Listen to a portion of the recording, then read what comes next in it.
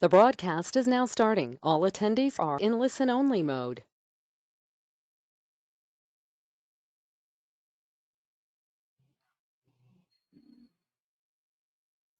Ram Sarvebhyaha. Suddenly the GoToWebinar app got stuck. We shall begin. Ram.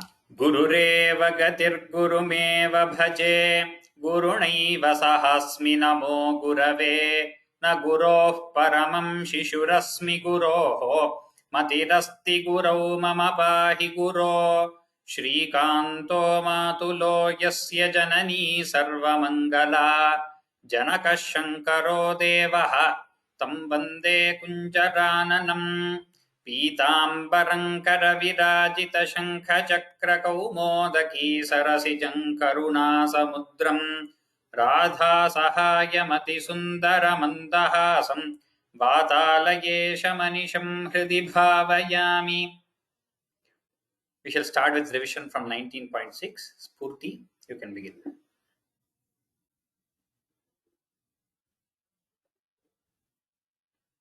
कृपाबलेनैव पुरः प्रचेतसां प्रकाशमागाः पतगेन्द्रवाहनः विराजिचक्रादिवरायुधांशुभिः भुजाभिरष्टाभिरुदञ्चितद्युतिः प्रचेतसान्तावदया च तामपि त्वमेव कारुण्यभरा द्वरानदाः भवद्विचिन्तापि शिवाय देहिनां भवत्वसौ रुद्रनुतिश्च कामदा अवाप्य कान्तान् तनयां महीरुहां तया रमध्वन्दशलक्षवत्सरीं सुतोऽस्तु दक्षो ननु तत्क्षणाच्छ मां प्रयास्यथेतिन्यगतो मुदैवतान् ततश्च ते भूतलरोधिनस्तरून् कृधा दहन्तो द्रुहिणेन वारिताः. You should not say krudha. It is kru. Ukara should come more effectively. कृधा दहन्तो द्रुहिणेन वारिताः द्रुमैश्च दत्तान्तनयामवाप्यताम् त्वदुक्तकालं सुखिनो हिरेमिरे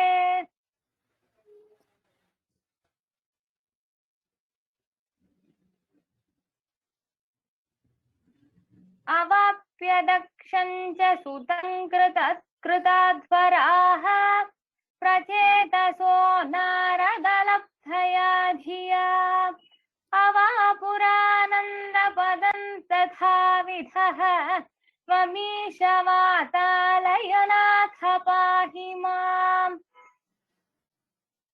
इति श्रीमन्नारायणीये प्रचेतॄणां चरितं नाम एकोनविंशतितमं दशकं समाप्तम्. नारायणाखिल गुरो भगवन् नमस्ते. Good. Arjun, you can do from 20.1.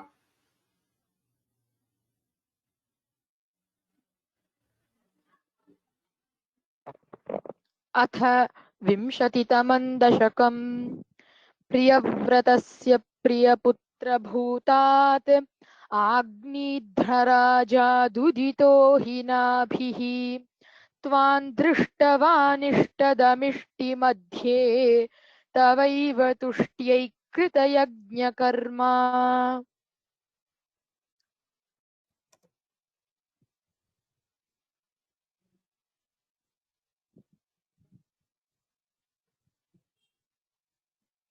Sorry, and I can't see the next sloka. It hasn't changed? I changed it long back. No. Abhishtutastatra has come up.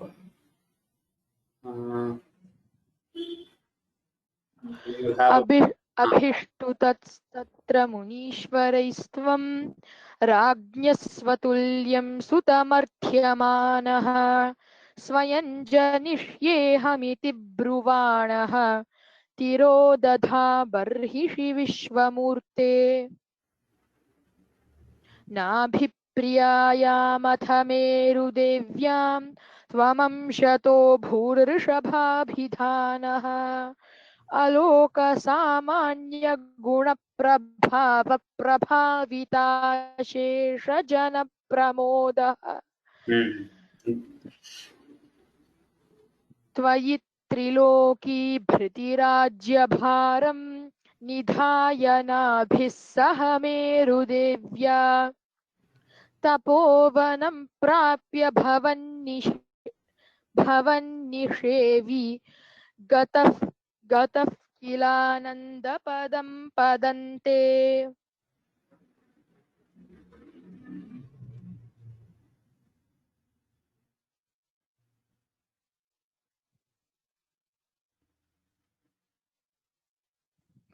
इन्द्रस्त्वदुत्कर्षकृतादमर्षात् ववर्षनास्मिन्न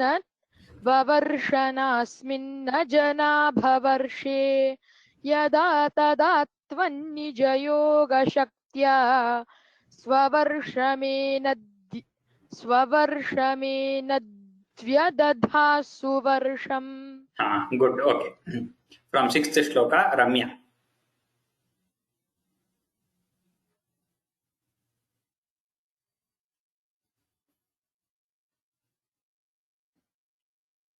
जितेन्द्रदत्तां कमनीं जयन्तीम् अथोद्वहन्नात्मरताशयोऽपि अजीजनस्तत्र शतं तनूजान् येषां क्षितीशो भरतोऽग्रजन्मा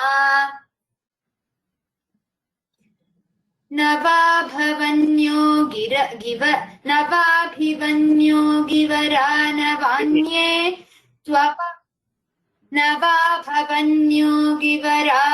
नवान्ये त्वपालयन् भारतवर्षखण्डान् सैकात्वशीतिस्तव शेषपुत्राः तपोबलाद् भूसुरभूयमीयुः उक्त्वा सुतेभ्योऽथ मुनीन्द्रमध्ये विरक्तिभक्त्यन्वितमुक्तिमार्गम् स्वयं गतः पारमहंस्य वृत्तिम् अध्वा जडोन्मत्तपिशाचचर्याम् परात्मभूतोऽपि परोपदेशम् कुर्वन् भवान् सर्वनिरस्यमानः विकारहीनो विचचार कृत्स्नाम् महीनात्मरसाभिलीनः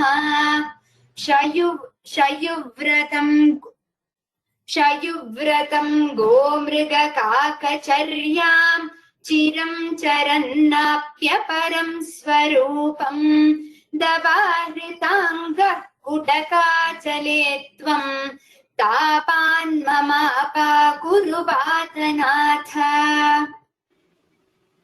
इति श्रीमन्नारायणीये ऋषभयोगीश्वरचरितं नाम 20तमं दशकं समाप्तम्. नारायणाखिलगुरो भगवन्नमस्ते. Good. The next dashakam, we'll move on to 21, the next 5. Ekavimshatitamam dashakam. The chandas, I forgot to change. It is Vasanta Tilaka. We have already seen it multiple times. 7 plus 7, 14 letters. Vasanta Tilaka is the chandas. This is mainly the fifth skandha of Bhagavata, where a lot of Varnana is done. So the Prabhu, Lord Narayana, in different dvipas and different varshas and so on, is explained in this dashakam. We will begin. Suman, you can repeat after me.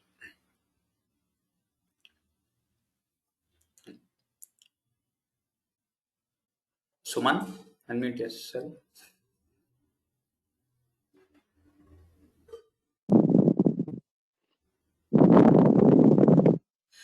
मध्योद्भवे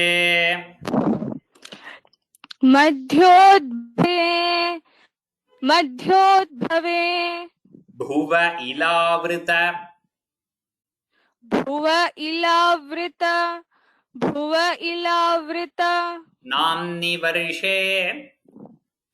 नाम्नि वर्षे नाम्नि वर्षे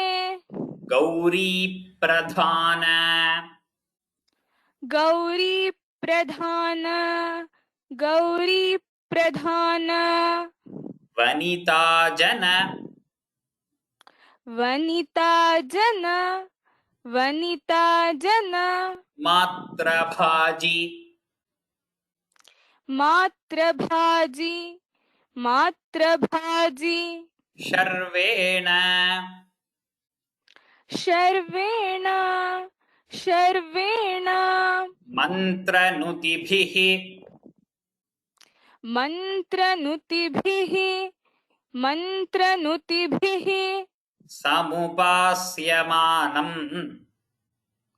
समुपास्यमानम् समुपास्यमानम् सङ्कर्षणात्मकम्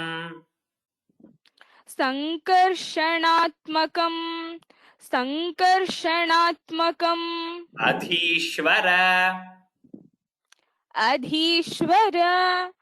अधीश्वर संश्रये त्वाम् संश्रये त्वाम् मध्योद्भवे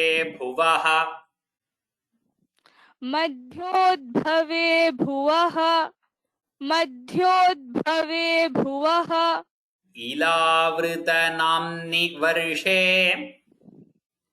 इलावृतनाम्नि वर्षे इलावृतनाम्नि वर्षे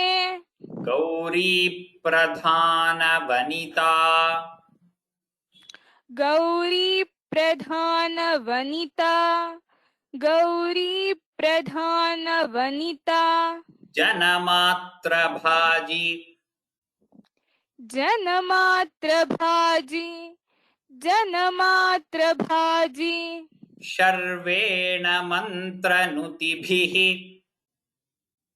शर्वेण मन्त्रनुतिभिः शर्वेण मन्त्रनुतिभिः समुपास्यमानम्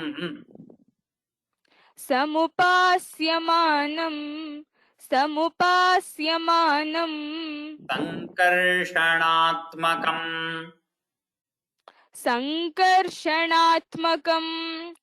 सङ्कर्षणात्मकम्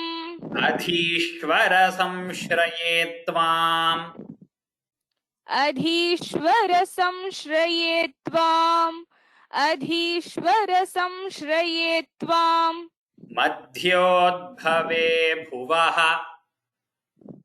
मध्योद्भवे भुवः मध्योद्भवे भुवः इलावृतनाम्नि वर्षे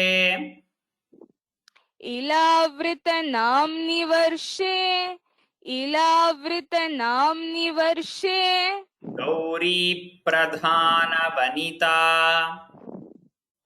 गौरी प्रधान वनिता गौरी प्रधान वनिता जनमात्रभाजी जनमात्रभाजी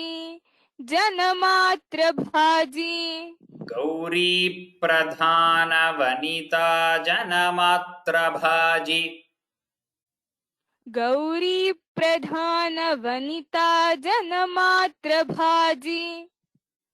गौरी प्रधान वनिता जनमात्रभाजी शर्वेण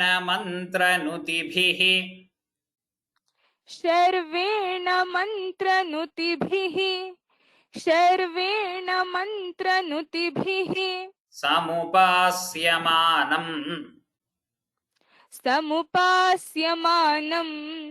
समुपास्यमानम्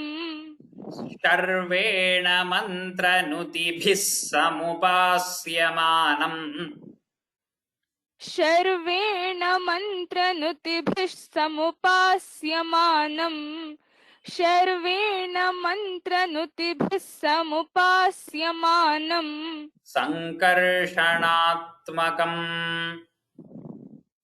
संकर्षणात्मकम् संकर्षणात्मकम् अधीश्वर संश्रये त्वाम् अधीश्वर संश्रये त्वाम् अधीश्वर संश्रये त्वाम् संकर्षणात्मकमधीश्वर संश्रये त्वाम् संकर्षणात्मकमधीश्वर संश्रये त्वाम् संकर्षणात्मकमधीश्वर संश्रये त्वाम्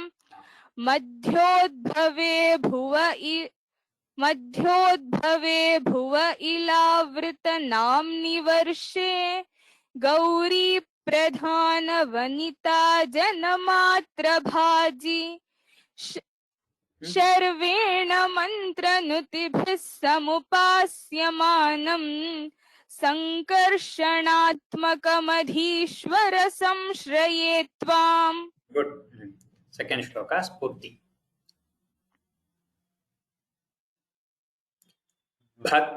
भद्राश्वनामक भद्राश्वनामक भद्राश्वनामक इलावृतपूर्ववर्षे इलावृतपूर्ववर्षे इलावृतपूर्ववर्षे Repeat.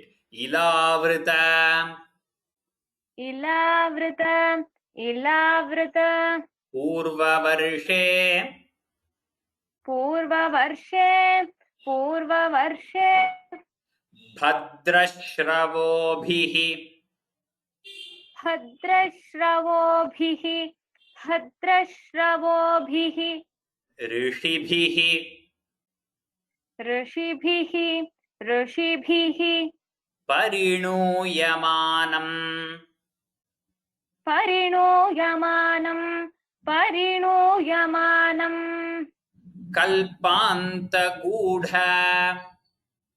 कल्पान्तगूढ कल्पान्तगूढ निगमोद्धरण निगमोद्धरण निगमोद्धरण प्रवीणम्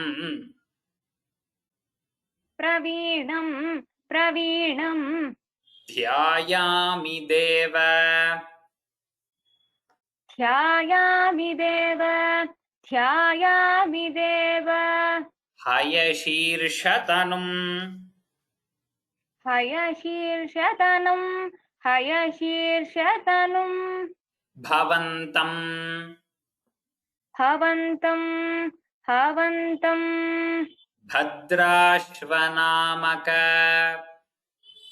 भद्राश्वनामक भद्राश्वनामक इलावृतपूर्ववर्षे इलावृतपूर्ववर्षे इलावृतपूर्ववर्षे भद्रश्रवोभिः भद्रश्रवोभिः भद्रश्रवोभिः ऋषिभिः ऋषिभिः ऋषिभिः भद्रश्रवोभिर्ऋषिभिः भद्रश्रवोभिर्ऋषिभिः भद्रश्रवोभिर्ऋषिभिः परिणूयमानम् परिणूयमानम् परिणूयमानम् कल्पान्तगूढ कल्पान्तगूढ कल्पान्तगूढ निगमोद्धरणप्रवीणम् निगमोद्धरणप्रवीणम् निगमोद्धरणप्रवीणम् ध्यायामि देव ध्यायामि देव ध्यायामि देव हयशीर्षतनुम् हयशीर्षतनुम् हयशीर्षतनुम् भवन्तम् भवन्तम् भवन्तम् भद्राश्वनामक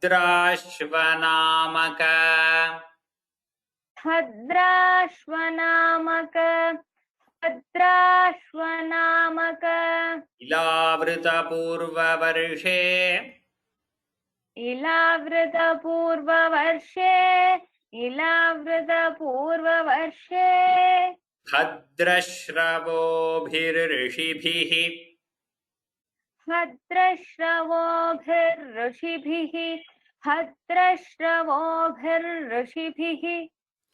That it is little difficult to pronounce. That is Ra and R, just like the previous Dashaka also had the same thing. Just say Ra and then R. You are also pronouncing well. Parino Yamanam. परिणूयमानं परिणूयमानं भद्रश्रवोभिर्ऋषिभिः परिणूयमानम् भद्रश्रवोभिर्ऋषिभिः परिणूयमानं भद्रश्रवोभिर्ऋषिभिः परिणूयमानं कल्पान्तगूढ कल्पान्तगूढ कल्पान्तगूढ निगमोद्धरणप्रवीणम् निगमोद्धरणप्रवीणम् निगमोद्धरणप्रवीणम् कल्पान्तगूढनिगमोद्धरणप्रवीणम् कल्पान्तगूढनिगमोद्धरणप्रवीणम् कल्पान्तगूढनिगमोद्धरणप्रवीणम् ध्यायामि देव ध्यायामि देव ध्यायामि देव हयशीर्षतनुं भवन्तम् हयशीर्षतनुं भवन्तम् हयशीर्षतनुं भवन्तम् ध्यायामि देव हयशीर्षतनुं भवन्तम् ध्यायामि देव हयशीर्षतनुं भवन्तम् ध्यायामि देव हयशीर्षतनुं भवन्तम् भद्राश्वनामक इलावृतपूर्ववर्षे भद्राश्रयोभिर्ऋषिभिः भद्रश्रवोभिर्ऋषिभिः परिणूयमानं कल्पान्तगूढनिगमोद्धरणप्रवीणम् ध्यायामि देव हयशीर्षतनुं भवन्तम्. Okay, good. Now we'll go to shloka number 3.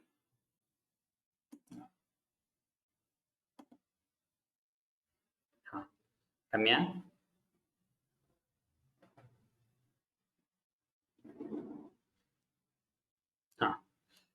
ध्यायामि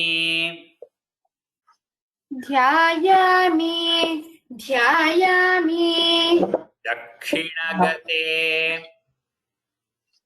दक्षिणगते दक्षिणगते हरिवर्षवर्षे हरिवर्षवर्षे हरिवर्षवर्षे प्रह्लाद प्रह्लाद प्रह्लाद मुख्यपुरुषैः मुख्यपुरुषैः परिषेव्यमाणम् परिषेव्यमाणम्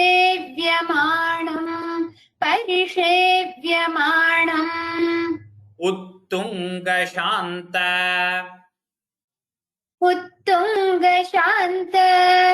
उत्तुङ्गशान्त धवलाकृतिम्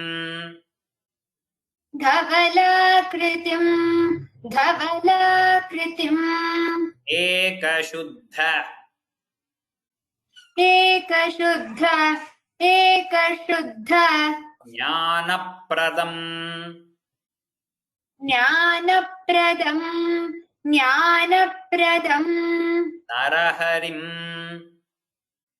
नरहरिम् नरहरिं भगवन् भवन्तम्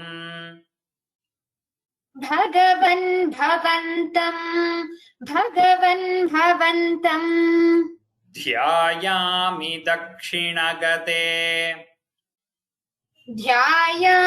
दक्षिणगते ध्यायामि दक्षिणगते हरिवर्षवर्षे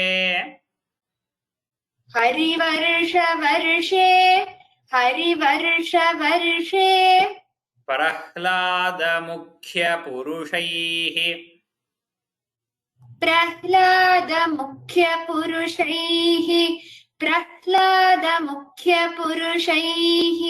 परिषेव्यमाणम्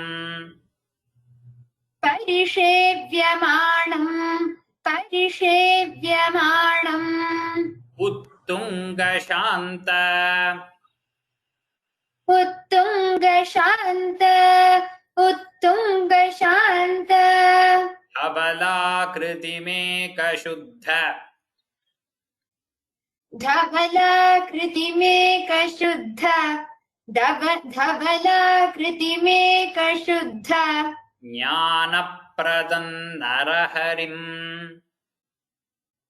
ज्ञानप्रदं नरहरिम् ज्ञानप्रदं नरहरिम् भगवन् भवन्तम्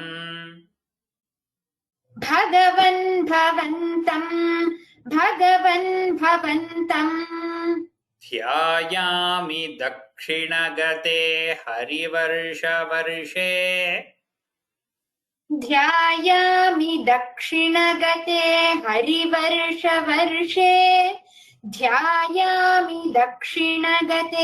हरिवर्षवर्षे प्रह्लादमुख्यपुरुषैः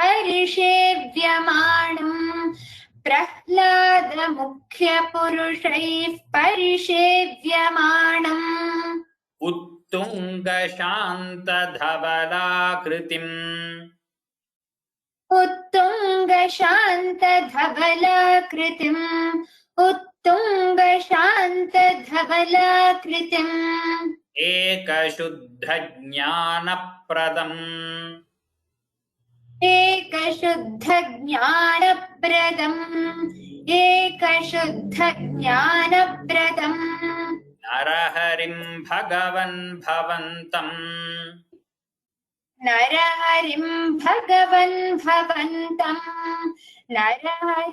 भगवन् भवन्तम् उत्तुङ्गशान्तधवलाकृतिमेकशुद्ध उत्तुङ्गशान्तिधवलाकृतिमेकशुद्ध not shanti shanta उत्तुङ्गशान्तधवलाकृतिमेकशुद्ध ज्ञानप्रदं नरहरिं भगवन् भवन्तम्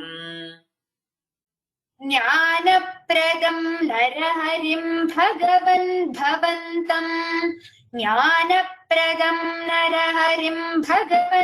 भवन्तम् उत्तुङ्गशान्तधवलाकृतिमेकशुद्ध ज्ञानप्रदं नरहरिं भगवन् भवन्तम् उत्तुङ्गशान्तधवलाकृतिमेकशुद्ध ज्ञानप्रदं नरहरिं भगवन् भवन्तम् उत्तुङ्गशान्तधवलाकृतिमेकशुद्ध ज्ञानप्रदं नरहरिं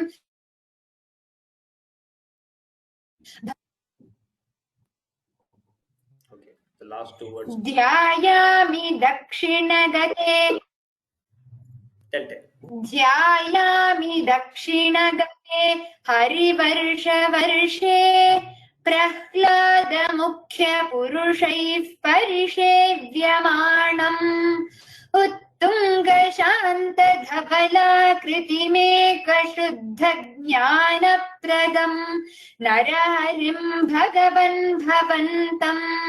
Good. Fourth shloka. Arjun, you can repeat it.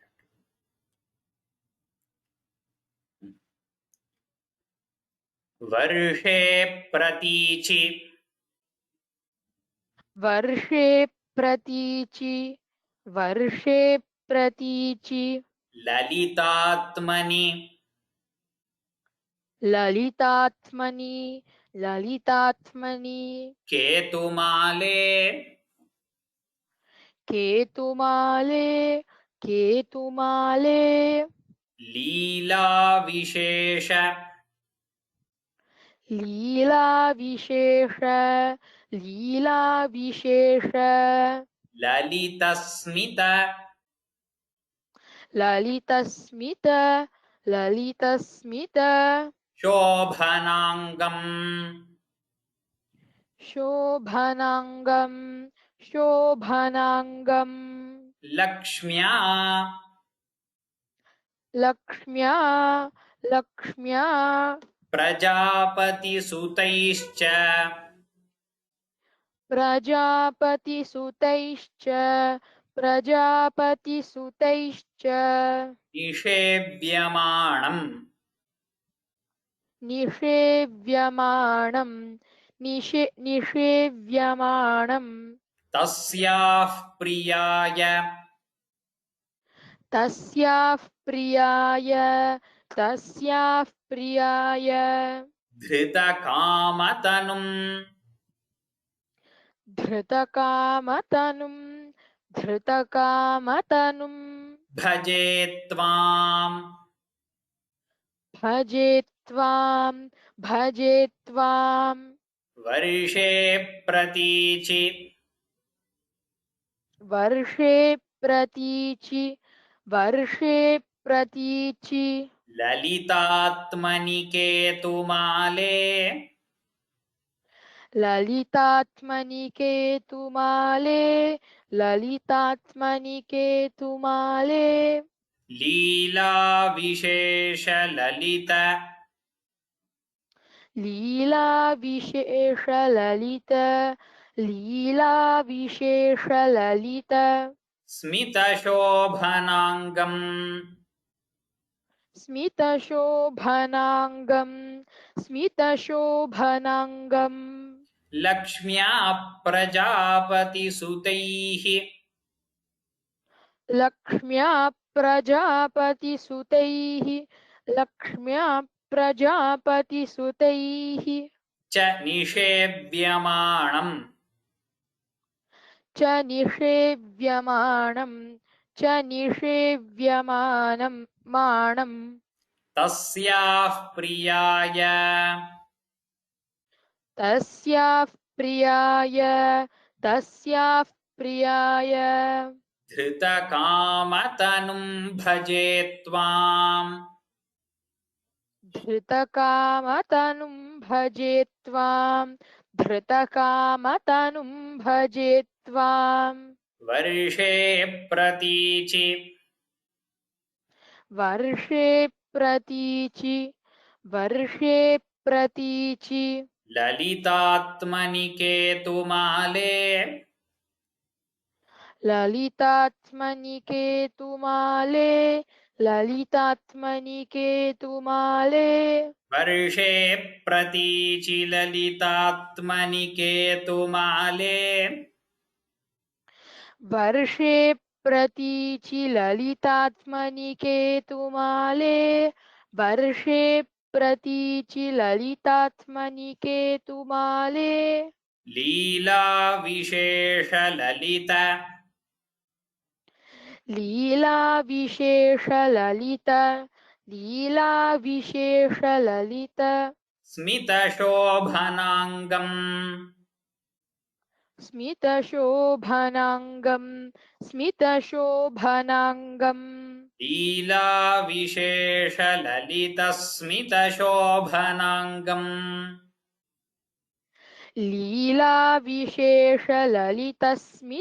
लीलाविशेषललितस्मितशोभनाङ्गम्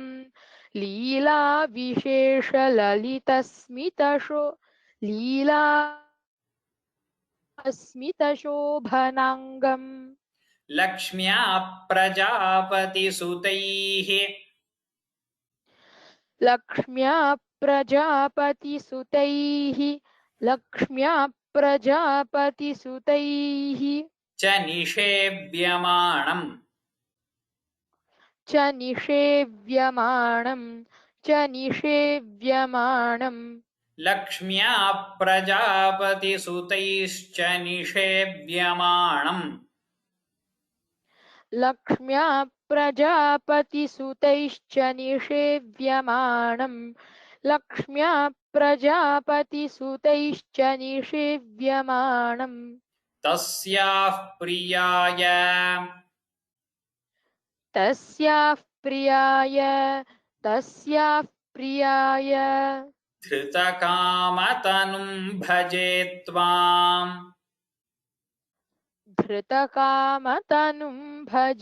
त्वाम् धृतकामतनुं भजे त्वाम् तस्याः प्रियाय धृतकामतनुम् भजे त्वाम् तस्याः प्रियाय धृतकामतनुं भजे त्वाम् तस्याः प्रियाय धृतकामतनुं भजे त्वाम् That tasyah priyaya, you are saying it, but it is not heard. The if should be heard. Tasyah priyaya, that wind should come out. Tasyah priyaya. तस्याः प्रियाय धृतकामतनुं भजे त्वाम् वर्षे प्रतीचि ललितात्मनिकेतुमाले लीलाविशेषललितस्मितशोभनाङ्गम् लक्ष्म्या प्रजापतिसुतैश्च निषेव्यमाणम् तस्याः प्रियाय धृतकामतनुं भजे त्वम् Tvam, not tvam. sorry तस्याः प्रियाय धृतकामतनुं भजे त्वाम् Good. We'll move on to shloka 5. Suman, repeat after.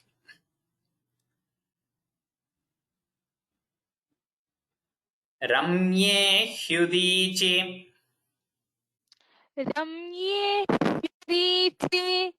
रम्ये ह्युदीचि खलु खलु खलु रम्यकनाम्नि वर्षे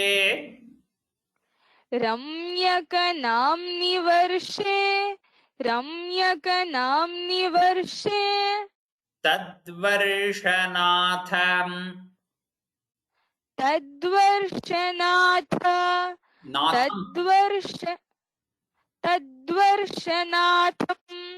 तद्वर्षनाथम् अनुवर्य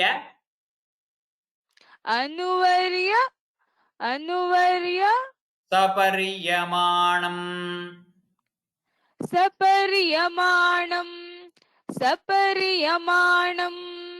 भक्तैकवत्सलम्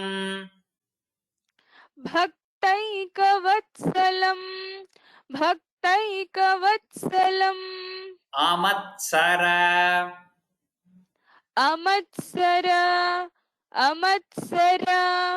हृत्सुभान्तम्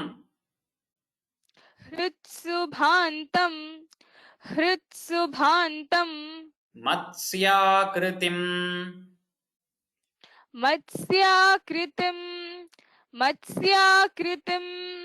भुवननाथ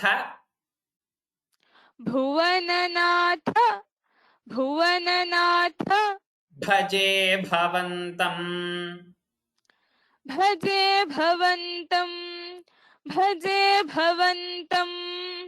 रम्ये ह्युदीचि खलु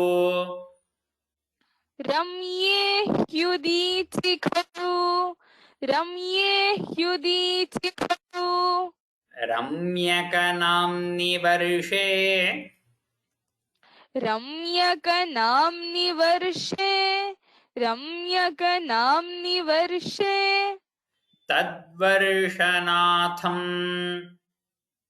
तद्वर्षनाथम् तद्वर्षनाथम् अनुवर्य सपर्यमाणम् अनुवर्य सपर्यमाणम् अनुवर्य सपर्यमाणम् भक्तैकवत्सलम्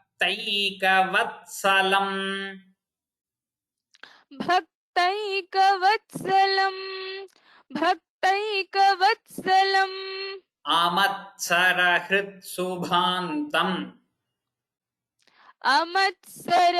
अमत्सरहृत्सुभान्तम् अमत्सरहृत्सुभान्तम् मत्स्याकृतिम् भुवननाथ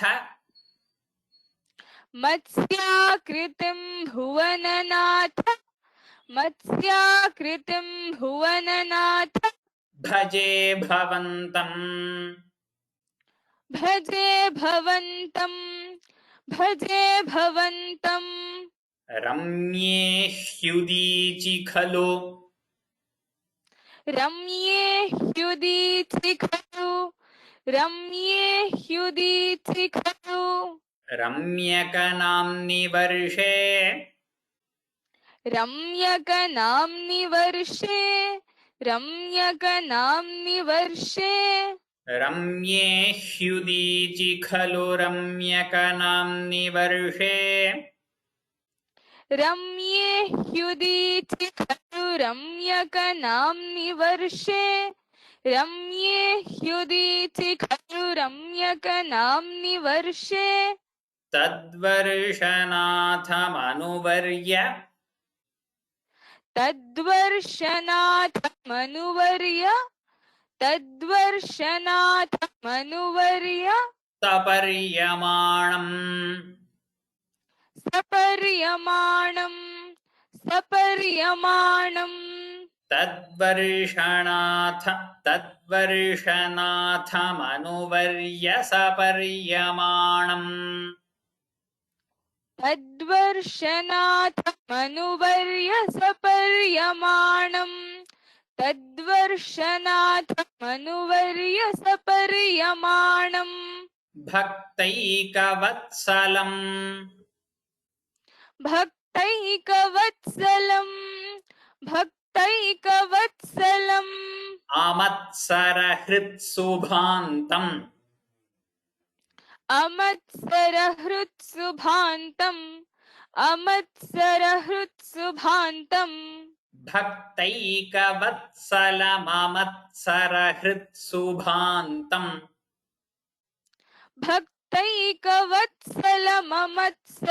भक्तैकवत्सलममत्सरहृत्सुभान्तम्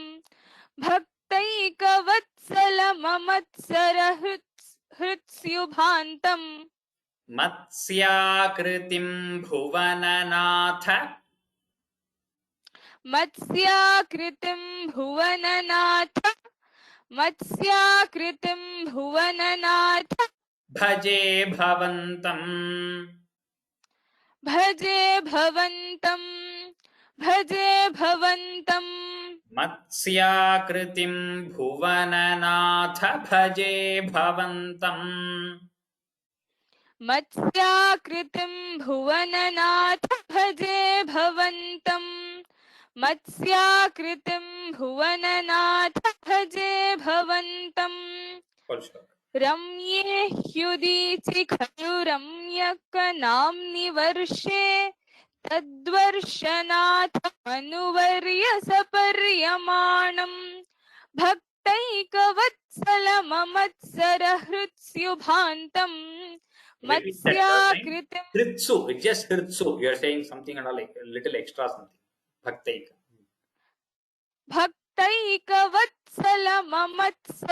भक्तैकवत्सलममत्सरहृत्सुभान्तम् मत्स्याकृतिम् भुवननाथ भजे भवन्तम् Good. We'll move on to shloka number 6, Spurti.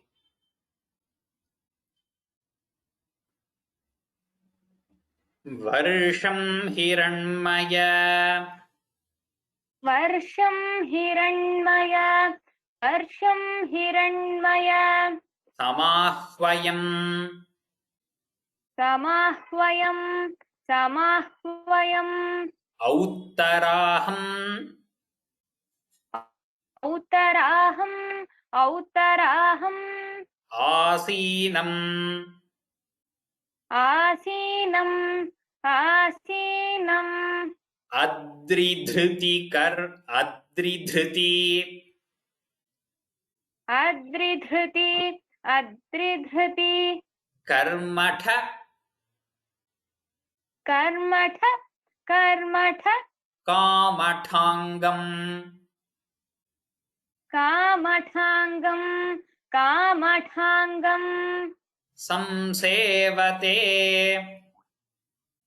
संसेवते संसेवते पितृगणप्रवरः पितृगणप्रवरः पितृगणप्रवरः अर्यमायम् अर्घ्यमायम् अर्घ्यमायम् तन्त्वां भजामि तन्त्वां भजामि तन्त्वां भजामि भगवन् भगवन् भगवन् परचिन्मयात्मन् परचिन्मयात्मन् परचिन्मयात्मन् वर्षं हिरण्मय वर्षं हिरण्मय वर्षं हिरण्मय समाह्वयमुत्तराहम् समाह्वयमौत्तराहम् समाह्वयमौत्तराहम् आसीनम् आसीनम् आसीनम् अद्रिधृति कर्मठ अद्रिधृति कर्मठ अद्रिधृति कर्मठ कामठाङ्गम्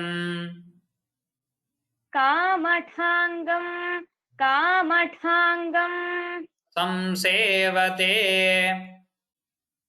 संसेवते संसेवते पितृगणप्रवरोर्यमायम् पितृगणप्रवरोर्यमायम् पितृगणप्रवरोर्यमायम् तन्त्वां भजामि तन्त्वां भजामि तन्त्वां भजामि भगवन् परचिन्मयात्मन् भगवन् परचिन्मयात्मन् भगवन् परचिन्मयात्मन् वर्षं हिरण्मयसमाह्वयम्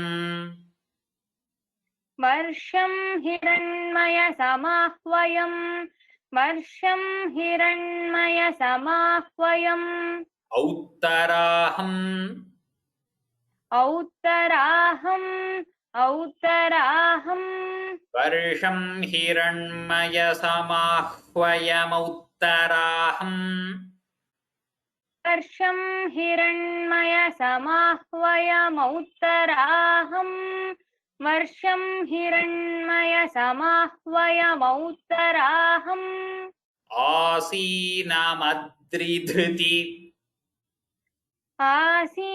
आसीनमद्रिधृति आसीनमद्रिधृति कर्मठकामठाङ्गम् कर्मठकामठाङ्गम् कर्मठकामठाङ्गम् आसीनमद्रिधृति कर्मठकामठाङ्गम्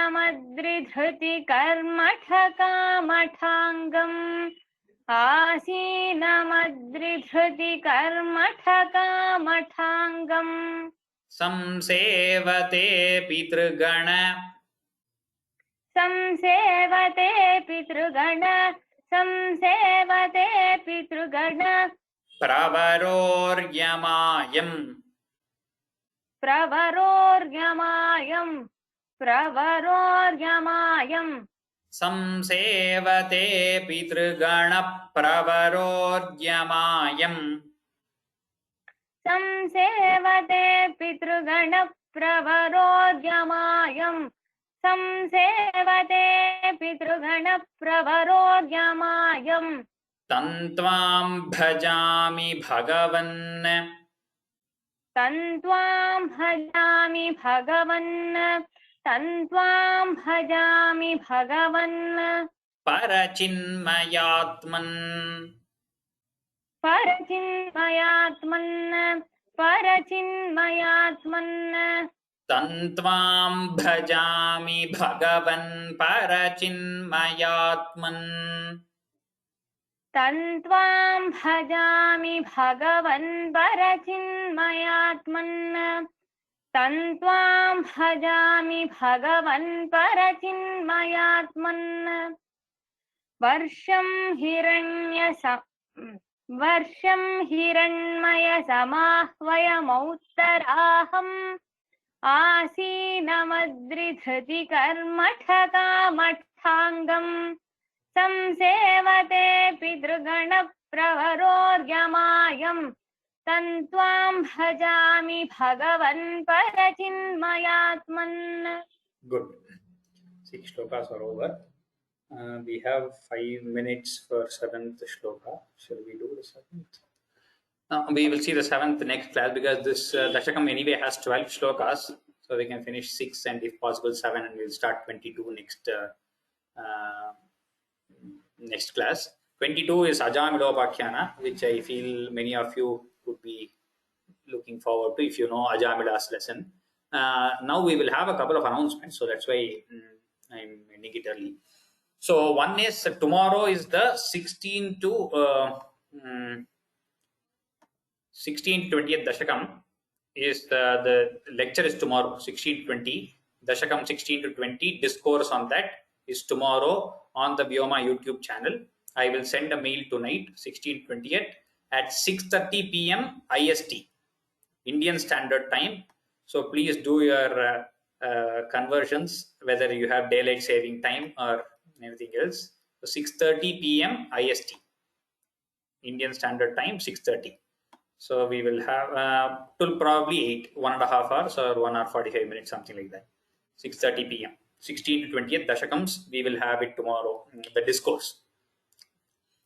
That was one announcement. The other is the first 3 memorization tests, the results have been compiled and I will be sending that out also in 1 hour. So all of you who have participated in any of those tests or all of those 3 tests or 2 out of 3 or whatever you have participated, you will all get your marks. I will be sending it out to everyone. So all of you can view. Very similar to what happened with Ashtadhyayi or Amarakosha. If any of you have taken up those courses, you would have seen the others' marks also. So similarly, you will get it. So memorization test, we have leniently given marks for everyone. Similarly, for the Parayanam test, I think many of you will be looking forward to that, which is after 25 Dashakams. For that, we will not be lenient. For memorization, whoever is doing memorization will be a little more lenient. But for Parayanam, since you're looking at the book and telling, we would want you to be as perfect as possible. So be preparing for that. So once 25 Dashakams are over, that test will come up very soon. Because for Parayanam, you don't need time to prepare. As you are reading it, it is whatever you have improved over the past 7-8 months that should be there. So first will be the Parayanam test and then the memorization test. So that is after 25 Dashakams, which we still have another 7-8 weeks to go. Because 24th and 25th Dashakam and all is huge. And 24th and 25th is Narasimha Avatara, Prahlada Charitram, which again many of you will want to see. So basically both, so these are 2 main announcements. One is 16 to 20. The discourse is tomorrow at 6:30 p.m. IST, which you can note down and remember. And next is this memory. I will send a mail now right away in an hour with few more information, a little more information. The 21st to 25th Dashakam also, I will update the script on the website tonight or tomorrow. It's tomorrow, mostly tomorrow I will update. There are some corrections that I have to make. Then I will update it there. So I think any other questions? I am not sure. So anything related to this or anything else? So if any new people are joining, it is always good. And any of your relatives, friends, or anyone wants to join, it's always open. We have just finished 20 dashakams, so we have another 80% of the class to go, which is huge. And they can always join, and they can always catch up with the things later. So always encourage people to join the class, and we shall take this forward. So now I will put all the hands down, and then you can raise it for questions. I have put all the hands down. You can raise your hands for questions. Oh, before that, I will finish chanting the today's shlokas. I forgot that. I will just chant 6 shlokas of today, and then we will take some questions. Yeah.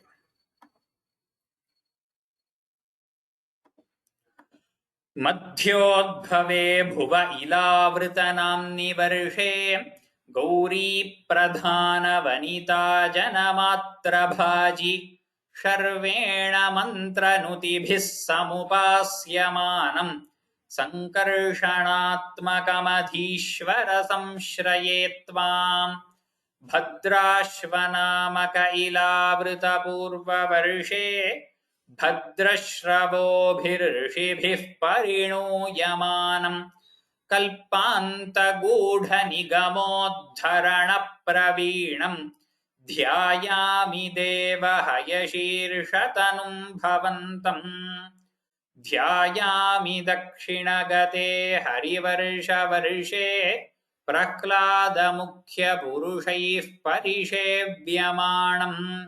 उत्तुङ्गशान्तधवलाकृतिमेकशुद्धज्ञानप्रदन्नरहरिं भगवन् भवन्तम् वर्षे प्रतीचिललितात्मनि केतुमाले लीलाविशेषललितस्मितशोभनाङ्गम् लक्ष्म्या प्रजापतिसुतैश्च निषेव्यमाणम् तस्याः प्रियाय धृतकामतनुं भजे त्वाम् रम्ये ह्युदीचि खलु रम्यकनाम्नि वर्षे तद्वर्षनाथमनुवर्य सपर्यमाणम् भक्तैकवत्सलममत्सरहृत्सुभान्तम् मत्स्याकृतिं भुवननाथ भजे भवन्तम् वर्षं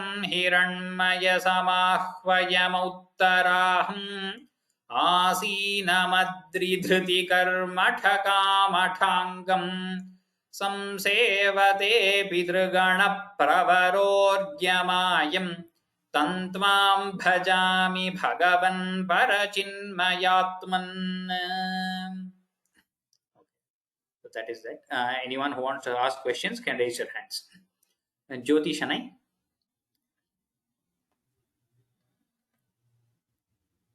Good morning, Guruji. Ram Ram. Namaste, Ram Ram. I have 2 questions. The tomorrow discourse at 6:30 p.m. Yes. When you said discourse, it's the memorization test for students, or it's the discourse by narrating the 16 to 20th chapter? With regard to the meanings, which has already happened for Dashakams 1 to 15. Similarly. Oh, okay. Yes. Okay, so that is at 6:30 p.m. IST, right? Yes.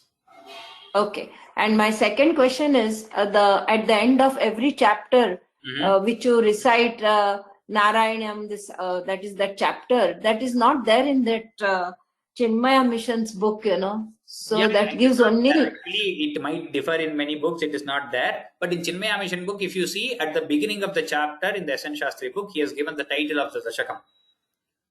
So with that. Yeah, the title. Title is there. Yeah. So I am using the same title only. So the other part is a repetition. Iti Shriman Narayaniye Dashakam Samaptam is a repetition. The middle part is what is the name of Dashakam. Yeah, but in that Sanskrit it says 19th chapter, 18th chapter. That is missing. Yeah, that is okay. You can copy it from here if at all it is required. Not a big deal. Oh, okay. Okay. So there's no other book which gives completely with that in the end, right? There are a few books. I don't know which exactly. There is a very old publication also which I refer to, but I don't know that publication is not. I don't think it is in print now. Okay. That is by which author? I forget, it has a Tamil translation, some Sanskrit translation also. There are many actually which put this, Okay. but everywhere there are variations also. Like the name of the Dashakam, that it might vary. The content is pretty much the same, but it might vary. So Okay. do not worry. You can refer to this because this script is anyway uploaded on the class website. Correct. So you can Yeah, refer okay. to the script. Okay. Thank you, Guruji. So I think that's the only question for today. I don't think anyone else has question, which is nice. We will start with recitation. Okay. Panchanadam Swaminath. Sir, Panchanadam Swaminath. About the Vyakarana book written by Narayana Bhattacharya, right? You mentioned something like this called Narayana Bhattacharya has written a Vyakarana Shastra book. Do you Yes. remember the name of the book? Yes, it's called What is it Prakriya called? Prakriya. What Sarvaswam. is it again? Prakriya Sarvas. Sarvas. Dhanyavada. And one more question on the pronunciation on the previous one when Arjun was saying Tasya Priyaya. What was the issue with that one? You are using. No, I think I was not able to hear his Upadhmaniya of Tasyaf Priyaya. The if. Okay. I wasn't able to hear. Maybe the audio on his side was cutting it off. I could see his lips moving in that particular way, but I was not able to hear the syllable. So I knew he was telling it, but it was not coming out. Very nice. Yeah, but the only thing is tomorrow's class time is clashing with my other class I'm taking. 8 o'clock our US time. Yeah. And you are giving this one. So I have a class also. But let me see. But anyway, You have it's a recorded recorded on YouTube, so you can see it even live. It's a YouTube live, so you can see it as soon as that time, whenever it is, you have time. Dhanyavada. Dhanyavad. Thank you. Yeah, so that is the end of questions. Now I put all hands down. You can raise your hands for a recitation. Yuvedha, we will start recitation from 19.6. After Yuvedha, it is Surya Narayana Mudukku.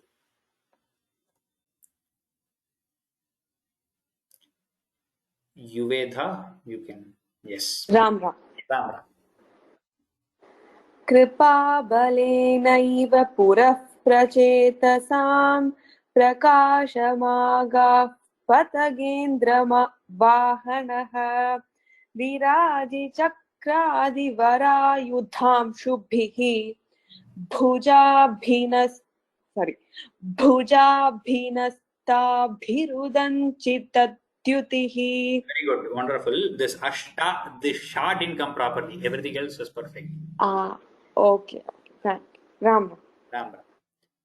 Those who have told can put your hands down. And I already have many raised hands, so please don't raise any more hands. Surya Narayanan Mudukkur. Then Vanamala. Namaste Mahodaya. Namaste. I should read this Krupa Balayan. No, 7. Prachetasam tavadaya cha tamapi tvameva karunya bharat varanadaha bhavad vichintapi shivaya dehinam bhavat vasau rudranutishcha kamadha. Very good. Good recitation. Here it is not Bhavad Vichintapi. You will give it a little dirgha here. It is Bhavad Vichintapi. Bhavat vichin, Kshamyatam. Bhavat vichintapi. Shivaya dehinam. Astu. Dhanyavadaha Mahodaya. Vanamala. Then Shyamala Ramachandra. Namaskaram. Namaskaram. Avapyakandam tanayam mahiruham taya ramadhvam dasalakshavatsarim sutostu daksho nanutakshanachamam prayasyatheti nyagado mudaivatan. Good. Very good. Nice. Thank you. Shyamala Ramachandra. Shloka 9. Then Radha Ramachandra. ततश्च ते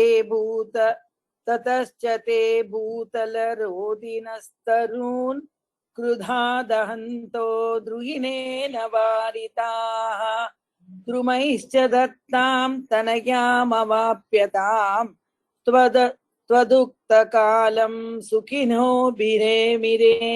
Very good. The first line you did not stress the Mahapranas. Bhutala Rodhinaha. Here in Krudha you got the Mahaprana right. So just improve upon the Mahapranas in some places. Tatascha te bhutala rodhinastarun. That's all. Good. Shloka 10, Radha Ram Mohan.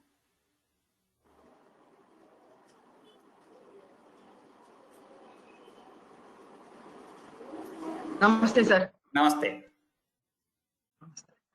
अवाप्य दक्षं च सुतं कृताध्वराः प्रचेतसो नारदलब्धया धिया अवापुरानन्दपदं तथाविधः त्वमीशवातालयनाथ पाहि माम्. Good. You're getting very good. Nice. Thank you, sir. Thank you. Next is P. Padma, and after that Nigu 20th Dashakam Shloka 1. First P. Padma.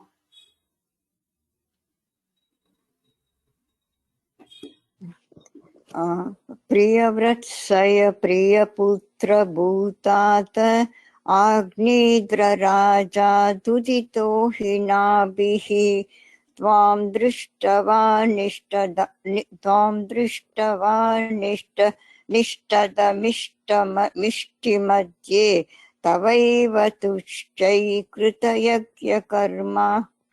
Good. Little more improvement. Little more you keep listening and practicing, you will get it. And next Nigu, Shloka number 2. Nigu is the name on the. Then Maragatam. Nigu, you're self-muted. You can unmute yourself. Or yes. Namaste, Magoday. Namaste. Abhishtutastatra munishware svam rajavsvatulyam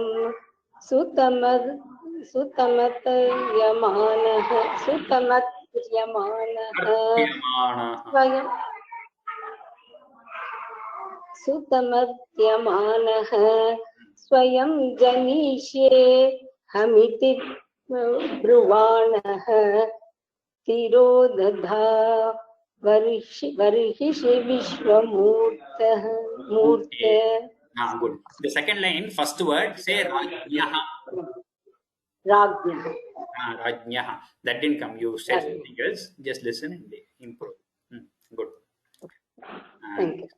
Shloka 3, Maragatam. Then Mandahasini.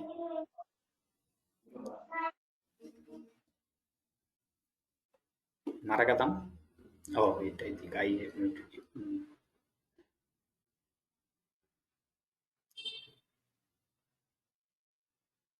Maragatam or Mandahasini. Shloka number 3. Namaskaram ji. Chalunga. Mandahasini. Nabhipriyaya madameru devyam tamam pusado burushabha bibi danaka aloga samanya guna prabhava prabhavidasesh jana pramodaga. Good. Second line, you have to practice. Listen to the recording where I have split it separately and then joined it piece by piece, and then there are multiple mistakes in the second line. There are the 4 Mahapranas. Please, one time you will teach. One time you will teach. No, that is a little complicated. There are multiple splits. So you listen to the recording. It has been dealt with slowly. So in the recording, the same part you go and then you can see the small splits. So, okay. Dhanyavad ji. Dhanyavad. Kshamikkanam. No problem. That second line is difficult. So you have to put some effort for that second line. Everybody, it is not easy. 4th shloka, Maragatam. And then Koduru Shirisha, 5th shloka. Maragatam, you can unmute yourself. You are self-muted. Or else Koduru Shirisha. Vanakkam. Ram Ram. வணக்கம் குருஜி. வணக்கம். மரகதம். त्वयि त्रिलोकी पृथिराज्यभारं निधाय नापि सगमेरुदेव्या दभोवनं प्राप्य भवन्निषेवि कदखिलानन्दपदं पदं ते. Good. Practice flow allam varnam. The flow should come, but you have to keep listening and practicing. Good. Next is Shloka Koduru Shirisha. Thank you. Then Jyotishanai. Ram Ram Guruji. Ram Ram Guruji. Indrastva dukta karsha krutadmamarshat vavarsha nasminna janabavarshe yada tada tvam nijayoga shaktya savarsha menadvayadat suvarsham. There are multiple mistakes, so you have to listen to that recording and then slowly split. Wherever I have split, repeat that multiple times and practice. The first line is also difficult, and the last line is also difficult. It is not easy because there are samyuktaksharas coming in different ways. So listen to it carefully. Thank you. Thank you. Shloka number 6, Jyotishanai.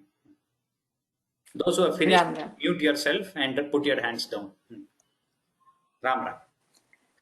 Jitendra Dattam Kamanim Jayantim Ato Dvahannatmaratashayopi Ajijanastattra Shatam Tanujan Esham Kshitisho Bharato Grajanma.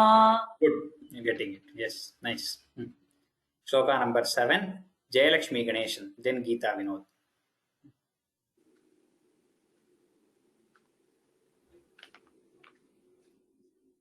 Jayalakshmi Ganeshan, Shloka 7.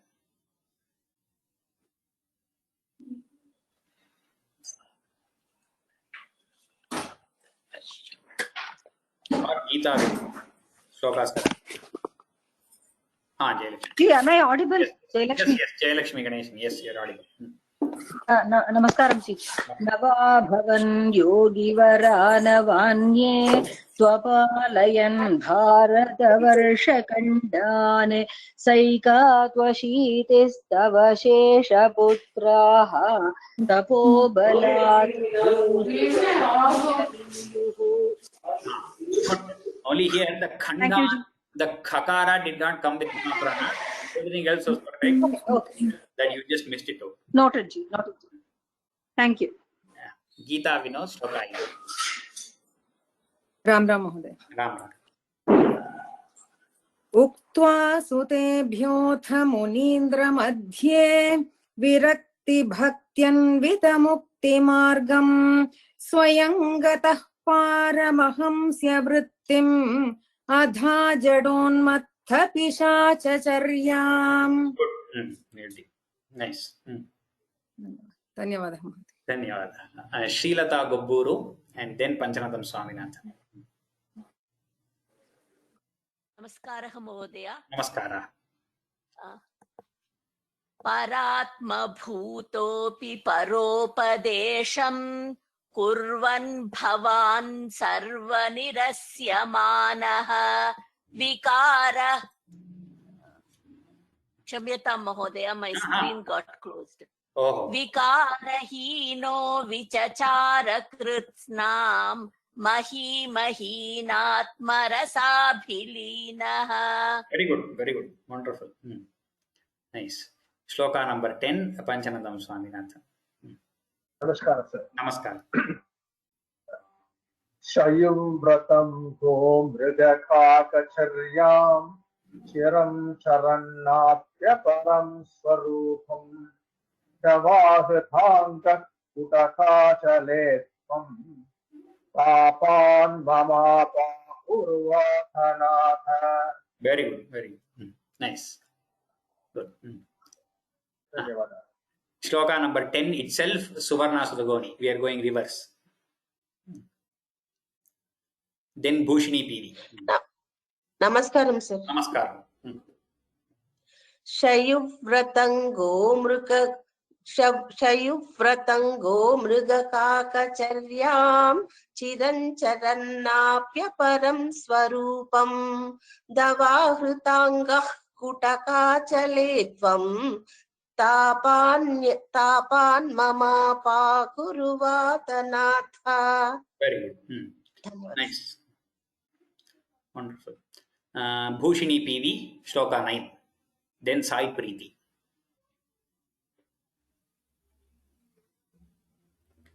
Bhushini PV. Namaste Mahodaya. Namaste. Namaste Mahodaya. Paratmabhutopi paropadesham kurvan bhavan sarvanirasyamanaha vikarahino vichachara krutsnam mahinatmarasabhilinaha. Very good. Wonderful. Shloka number 8, Sai Preeti. Then Shyamala Ramachandran after Sai. उक्त्वा सुतेभ्योत मुनीन्द्र मध्ये विरक्तिभक्त्यन्वित मुक्तिमार्गं स्वयं गतः पारमहंस्य वृत्तिम् अधा जडोन्मथ पिशाचचर्याम्. Explain again. अधा जडोन्मत्त पिशाचचर्याम्. Very good. Nice. Good pronunciation. Shyamala Ramachandran, then Vihan. Okay.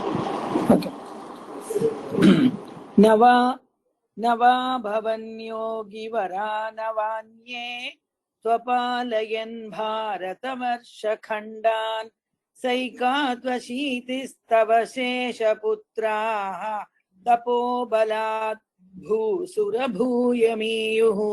Very good, very good. All of you are improving very well.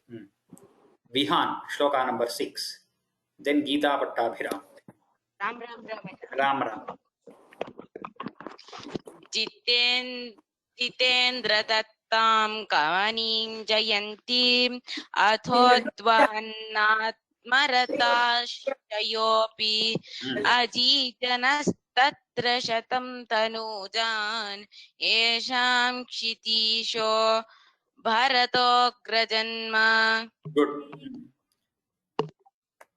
Then Shloka 5, Geeta Pattabhiram. Namaskaram. Namaskar. इन्द्रस्त्वदुत्कर्षकृदादमर्षात् ववर्षणास्मिन्न जनाभवर्षे यदा ददात्वं निजयोगशिक्त्यां स्ववर्षमेन व्यदधो सुवर्षम्. Vyadadhaha, not Vyadadho. Pardon? The last line, it is Vyadadhaha, not Vyadadho. Do. It is not. Do. Repeat the last line. Swavarshamenat vyadadha suvarsham. Okay. Good. Correct. First time by mistake something. Good. Okay. I think we are done for today. Okay. Within an hour or two, you all will receive a couple of mails with some information. Do go through the mails. Yeah. Sarvebhyaha Ram Ram Ram. Shubharatrihi. Agrima Saptahante Drakshyamas.